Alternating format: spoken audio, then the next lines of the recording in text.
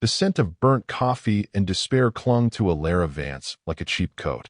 It was the third time this week she had nearly scorched a batch of dark roast, her mind a frantic storm of numbers that refused to add up. Rent was 9 days late. The eviction notice felt like a physical weight on her small kitchen table. Worse, her 2-year-old son, Leo, had a fever that clung to his small body, and the bottle of children's medicine in their cabinet was empty. Her bank account held a pathetic $7.32. She gripped the stainless steel counter of the daily grind, her knuckles white. The morning rush was a blur of indifferent faces, each one a reminder of her own invisibility. They ordered their complicated lattes, tapped their credit cards without a thought, and moved on with their lives, oblivious to the fact that the woman serving them was silently drowning. She had picked up this extra shift, praying for a miracle in the form of generous tips, a single $50 bill that could mean medicine and a box of macaroni for dinner. "Ma'am? My mocha?" a man grumbled, snapping his fingers. Alara flinched, her cheeks flushing with heat. "Right away, sir."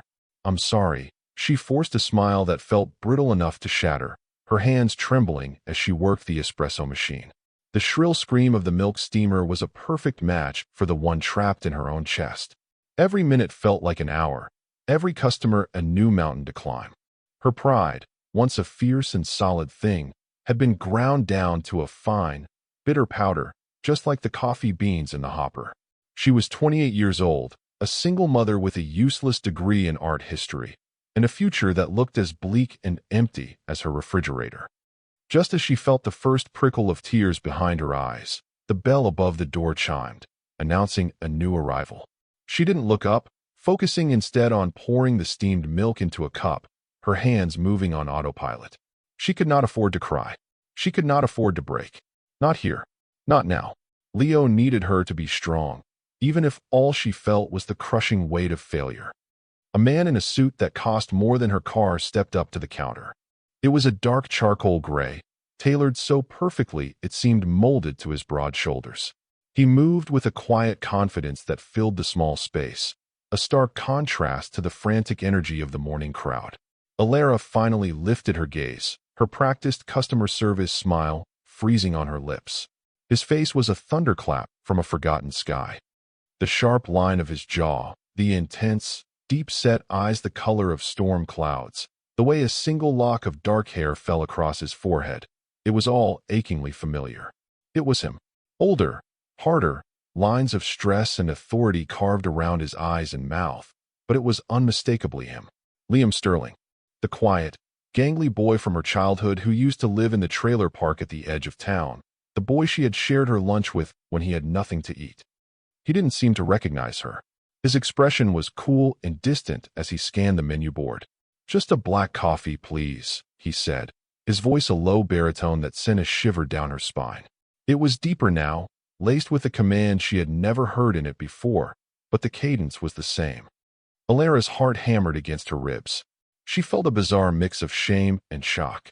Here he was, clearly a man of immense success, while she was serving him coffee for a few dollars an hour, praying she could afford medicine for her sick child. The chasm between their lives was so vast it made her dizzy. She fumbled with the cup, her hands shaking so badly she nearly dropped it. "That will be $3.50, she managed to choke out, her voice barely a whisper. She avoided his eyes, focusing on the cash register as if it held the secrets to the universe.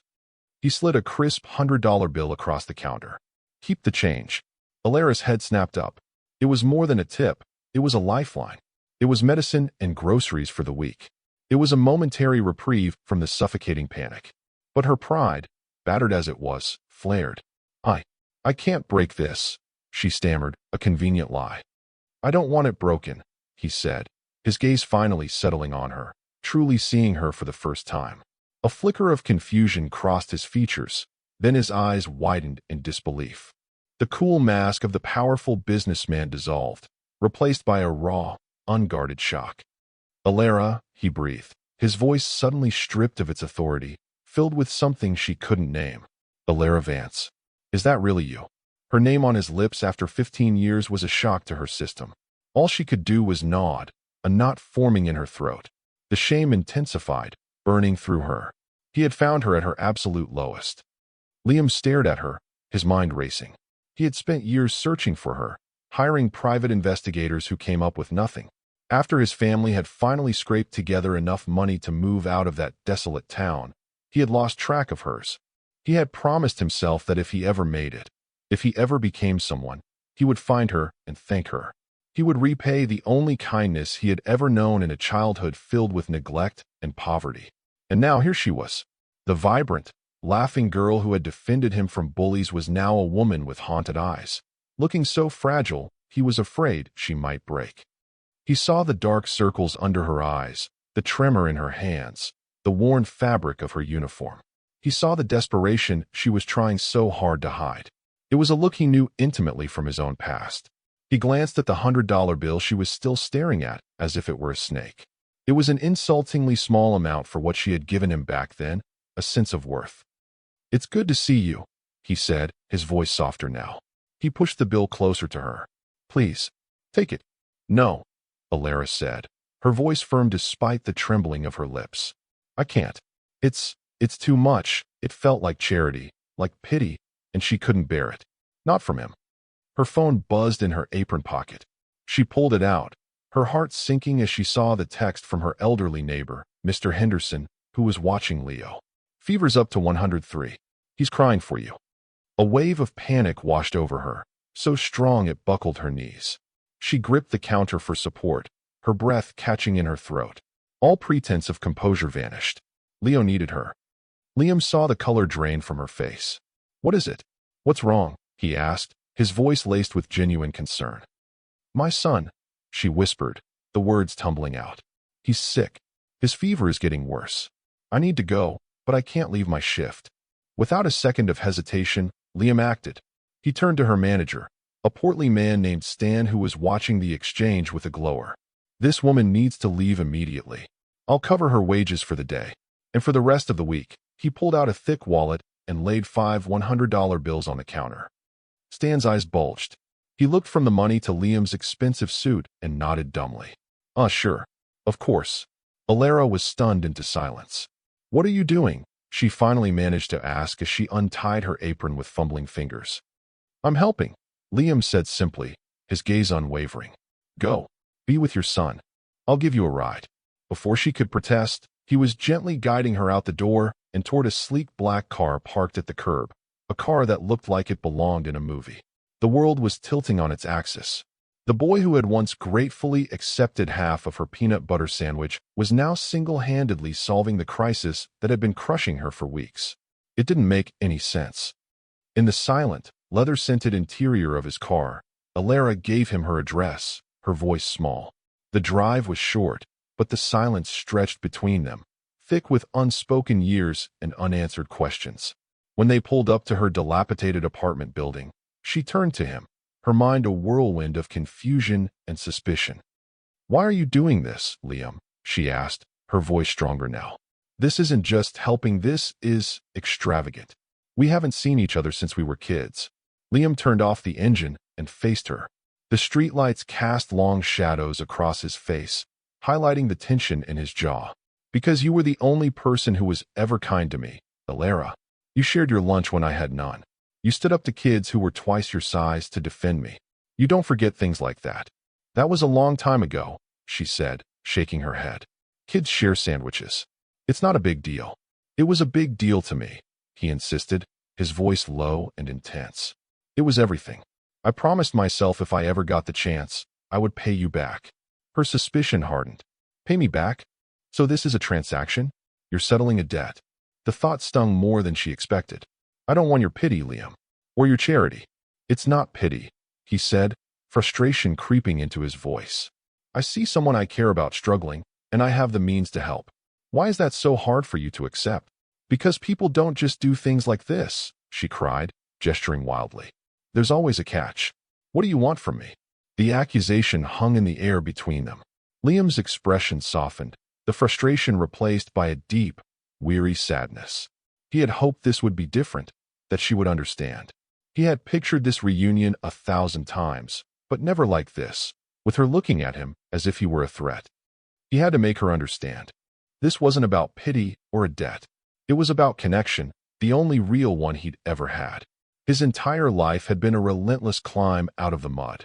He built sterling enterprises from a single laptop in a rented garage, fueled by a desperate need to never be powerless again. He had wealth, power, and respect, but he was utterly alone. The people in his world were transactional, their loyalty bought and sold. Alara had been different. Her kindness had been pure, a small light in the vast darkness of his childhood. Seeing her again, it was like finding something he thought he had lost forever. "I don't want anything from you, Alara," he said, his voice raw with an emotion he rarely allowed himself to show. "I want to give you something. A chance. The same way you gave me 1 inch." He paused, taking a deep breath. "I looked for you. For years. I hired people. But you were gone. Your family moved, and there was no trace." His confession chipped away at her armor. He had looked for her. The idea was so unexpected it left her breathless. "When I was a kid," he continued, his gaze distant, as if looking back through time, "I believed the world was a cold, hard place where everyone was out for themselves. My own parents were more interested in their next drink than in whether I had eaten. You were the first person to show me that wasn't entirely true, that kindness could exist for its own sake. That single act of sharing your lunch, it changed the way I saw the world. It gave me hope. It's the reason I was able to build everything I have today." I held on to that memory like a shield. He finally met her eyes again, and she saw a vulnerability there that mirrored the lost boy she remembered. The powerful billionaire was gone, and in his place was just Liam. "Seeing you in that coffee shop, looking so tired," he struggled for the right word. "It felt like the universe was giving me a chance to finally say thank you. Not by settling a debt, but by helping a friend." Alara's defenses crumbled. The sincerity in his voice was undeniable. The years of struggle, of feeling utterly alone, had made her hard and suspicious. But looking at him now, she remembered the boy, not the man. She remembered his quiet dignity, even in the face of poverty and cruelty. Her anger and suspicion evaporated, replaced by a profound wave of emotion, nostalgia, relief, and a warmth she hadn't felt in years. Tears she had held back for so long finally streamed down her cheeks. "My son is upstairs," she whispered. "I need to get to him." Liam simply nodded, his expression gentle. "I'll wait." The next few weeks were a surreal blur. Liam insisted on paying for a specialist for Leo, who was quickly diagnosed with a manageable but persistent respiratory infection. He moved them out of their crumbling apartment and into a clean, safe, fully furnished condo that he owned, telling her to consider it a temporary loan until she was back on her feet. He also offered her a job. "I need a new executive assistant," he had explained, preempting her protests. "My last one quit. You have a degree, you're smart, and I trust you. It's a real job, Alara, with a real salary. You'd be earning it." Desperate, and with her trust in him growing, she accepted. She started at Sterling Enterprises the following Monday, stepping into a world of glass-walled offices and high-stakes deals. It was intimidating, but Alara was a quick study. She was organized, efficient, and had an intuitive grasp of people that her art history degree had surprisingly honed. For the first time in years, she felt competent and valued. She wasn't just a struggling single mom. She was Alara Vance, a capable professional. She and Liam fell into an easy rhythm. Their shared past created a unique bond that bypassed the normal employer-employee dynamic. They worked late together, ordering takeout and talking about everything and nothing. He was a brilliant but lonely man, and she found herself becoming his confidant, the one person he could be himself with. He was also wonderful with Leo, treating him with a gentle patience that made her heart ache. He would get down on the floor to build block towers and read him bedtime stories with dramatic voices that made Leo giggle with delight. A fragile, hopeful feeling began to bloom in her chest, one she had long thought was dead. It was during a late-night review of the quarterly financials that she found it. A series of transactions that made no sense. Large sums of money were being funneled through a subsidiary shell corporation and then vanishing. They were cleverly disguised, but her eye for detail caught the pattern. She brought it to Liam the next morning, her stomach churning with nerves. She laid the files out on his massive mahogany desk. "I think someone is embezzling, Liam. A lot of money." He studied the documents, his face growing grim. "I've had my suspicions about our head of acquisitions, Marcus Thorne. This looks like his handiwork." He's been getting greedy. He looked at her, his expression a mix of admiration and concern. You did good work, Alara. But this is dangerous. Thorn is a snake. Liam was right. The next day, Alara was called into a meeting with Human Resources and the company's legal counsel. On the table were documents, expertly forged, that seemed to implicate her in the exact embezzlement scheme she had uncovered. Her login credentials had been used for the final transfers. Her signature was on key approvals. Marcus Thorne sat in the corner, a look of faux sympathy on his face. He had framed her perfectly. She was suspended immediately, pending a full investigation. The world she had just started to build came crashing down. The whispers followed her as she was escorted from the building. The hopeful future she had just started to believe in turned to ash in her mouth. She had flown too close to the sun, and now she was falling. But Liam refused to let her fall. He called her the moment she got home. I know you didn't do this, Alara, he said, his voice a firm, steady anchor in her storm. Thorne underestimated you, and he underestimated me. We're going to fight this. Together. They turned his penthouse into a war room. While Liam's legal team worked the official channels, he and Alara dug deeper, working around the clock. He used his resources, pulling server logs and financial records that Thorne thought were buried. She used her intuition, piecing together fragments of conversations she had overheard, recalling odd behaviors and suspicious meetings. She remembered seeing Thorne with a specific type of high-end encrypted flash drive, one that wasn't standard company issue. If we can get our hands on that drive, I bet everything we need is on it, she said, pointing to her notes. Liam put his best security operative on it. 2 days later, they had it. The operative had managed to swap it for a decoy during a staged coffee spill at Thorne's favorite restaurant. Liam's tech team broke the encryption in hours. It was all there, incriminating emails, offshore bank account numbers, a detailed plan to ruin Liam and initiate a hostile takeover with a rival company. It was worse than simple embezzlement. It was corporate treason. The emergency board meeting was convened the next morning. The atmosphere was thick with tension. Marcus Thorne, looking confident and smug, presented his case first, laying out the fabricated evidence against Alara with practiced solemnity. He painted her as a desperate single mother who saw an opportunity and took it, manipulated by her proximity to the CEO. The board members shifted uncomfortably, their gazes falling on Alara with suspicion. When he finished, Liam stood up. Thank you for that work of fiction, Marcus, he said, his voice dangerously calm. Now, allow me to present the facts. But before he could continue, Alara placed a hand on his arm and stood up herself. This was her name, her reputation. She had to be the one to clear it. All eyes turned to her as she walked to the front of the room, no longer the timid barista, but a woman of quiet, unshakable strength. Mr. Thorne is a very creative storyteller, she began, her voice clear and steady. But his timeline has a few holes. She systematically dismantled his case, using her own detailed notes and the evidence from the flash drive, which was now displayed on the large screen behind her. She exposed his lies one by one, her logic impeccable, her delivery flawless. The board was captivated. Thorne's face went from smug to pale to crimson with rage. This is ridiculous. She's a coffee girl who tricked the CEO. These documents are fake. Are they? Liam interjected, stepping forward to stand beside Alara. Because the digital forensics team at the FBI seems to think they are quite real. They are waiting for you in the lobby, Marcus. Panic flashed in Thorne's eyes. He made a desperate move, lunging not at Liam, but toward Alara. You ruined everything, he snarled, his hand reaching for her. Liam moved faster than she could have imagined. He stepped between them, blocking Thorne's path with his body and shoving him back with a force that sent him stumbling. Don't you dare touch her, Liam growled, his voice a low, menacing threat. Security flooded the room and dragged a sputtering, defeated Marcus Thorne away. The boardroom erupted in chaos, but Alara and Liam only had eyes for each other. In the midst of the storm, they were the calm center.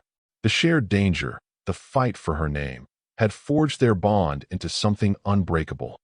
Later that evening, in the quiet of Liam's office overlooking the glittering city, the adrenaline finally faded, leaving behind a profound sense of relief and something more.